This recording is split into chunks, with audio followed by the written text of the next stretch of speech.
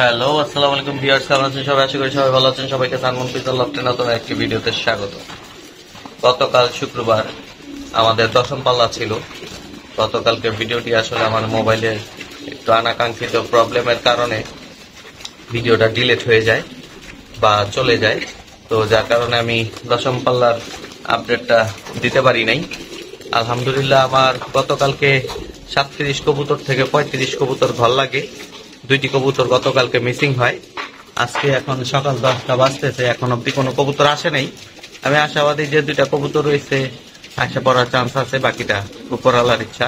যদি উপরওয়ালা আমার ব্রিজিকে কপালে রেখে রাখে তাহলে ইনশাল্লাহ আসবে, আর না লিখে রাখলে তার কিছু করার নাই। রোডে ঘাটে অনেক প্রবলেম হইতে পারে।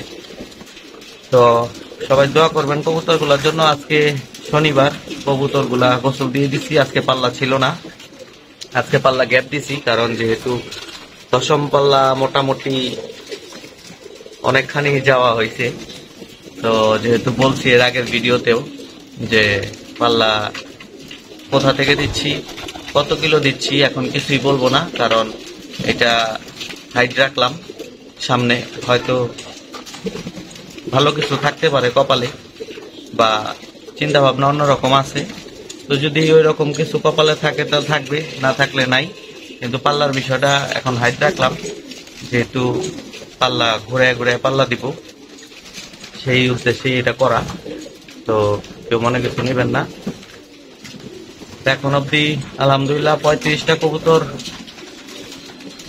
গতকালকে পাল্লায় আসছে, আর 2টা কবুতর আরো আছে আমার। এই 2টা কবুতর আবার রোড ঘুরলে ওই 2 রোডে ঢুকাই দিব। এক হচ্ছে আমার লাল মাদিটা, আর একটা হচ্ছে গত পাল্লায় যে 7টা কবুতর শর্ট হয়েছিল, ওখান থেকে একটা কবুতরের পরের দিন আসছে আমার। এই কবুতরটাও গতকালকে পাল্লায় দেই নাই, কারণ ও অনেক দুর্বল ছিল। ওকে রিকভারির জন্য কালকে আটকে রাখছিলাম। তো আজকেও রেস্টে আছে। ইনশাল্লাহ আগামীকালকের পাল্লায় আবার ওরা 2জন চলে যাবে, লালটা আর হচ্ছে গতকালকে যে কবুতরটা আসছে, গত পরশু দিন যে কবুতরটা আসছে, ওই কবুতরটা। টোটাল আবার 37 কবুতর ছুটবে ইনশাল্লাহ। সবাই দোয়া রাখবেন আমার জন্য এবং আমার কবুতরগুলোর জন্য, যাতে রোডগুলা সব কমপ্লিট করতে পারি ইনশাল্লাহ। আপনাদের সবার দোয়া এবং ভালোবাসা এবং আল্লাহ পাকের অশেষ রহমতে এবং ইচ্ছায়। তো যদি কপালে ভালো কিছু থাকে ইনশাল্লাহ হবে।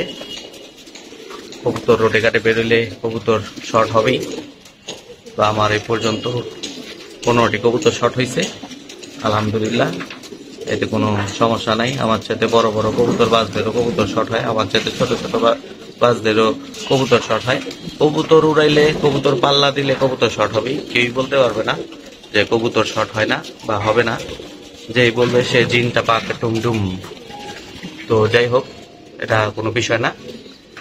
ভালো ভালো কবুতরও সময়কালে নাই হয়ে যায়, এবং যেগুলা কবুতর আপনারা পাল্লায় ফেলার জন্য দিবেন, এই কবুতরগুলোই আবার আপনার ঘরে এসে বসে থাকবে। এরকম আমার এই বাসায় এবার হয়েছে। 5-6টা কবুতর দিছি, যে এই কবুতরগুলা ভাবছিলাম হয়তো পাল্লায় টিকবে না, এই কবুতরগুলা এই অবধি পর্যন্ত আছে।